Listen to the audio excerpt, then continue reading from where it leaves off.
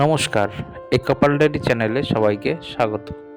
আজকে নিয়ে এসেছি তোমাদের মধ্যে অতি পুরনো একটি মা ঠাকুমাদের হাতের রান্নার চিংড়ির মালাইকারির রেসিপি।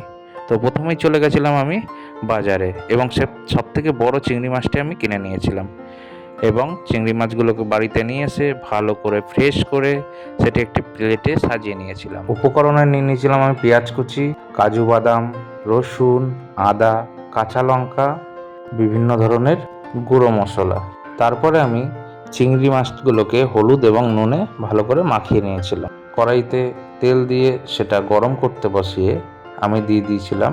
তেলটি গরম হয়ে যাওয়ার সাথে সাথে আমি হলুদ মাখানো এবং নুন মাখানো চিংড়িগুলো এক এক করে কড়াইতে ছেড়ে দিলাম এবং সেগুলো উল্টে পাল্টে এক করে একটু হালকা লালচে করে ভেজে নিলাম এবং তারপরে আমি একটি মিক্সি গ্রাইন্ডারে নারকেলটা কুড়িয়ে সেটার রস বের করে নিয়েছিলাম এবং এর সাথে ছিল হচ্ছে কাজু বাদাম ও পোস্ত।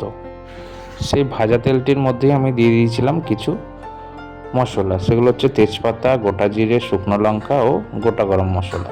সেগুলো আমি দিয়ে একটু নেড়ে ছেড়ে তারপরে দিয়ে দিয়েছিলাম বাটা মশলাগুলো। তারপরে দিয়ে দিয়েছিলাম এর মধ্যে ওই আদা বাটা ও কাঁচা লঙ্কা বাটাটা। তারপরে একে একে শুকনো লঙ্কার গুঁড়ি, হলুদ গুঁড়ি, জিরে গুঁড়ি এবং সাথে ধনে গুঁড়ি দিয়ে সেটিকে ভালো মতো নাড়াচাড়া করি। যতক্ষণ না তেল ছাড়ছে ততক্ষণ নাড়াচাড়া করার পরে দিয়ে দিয়েছিলাম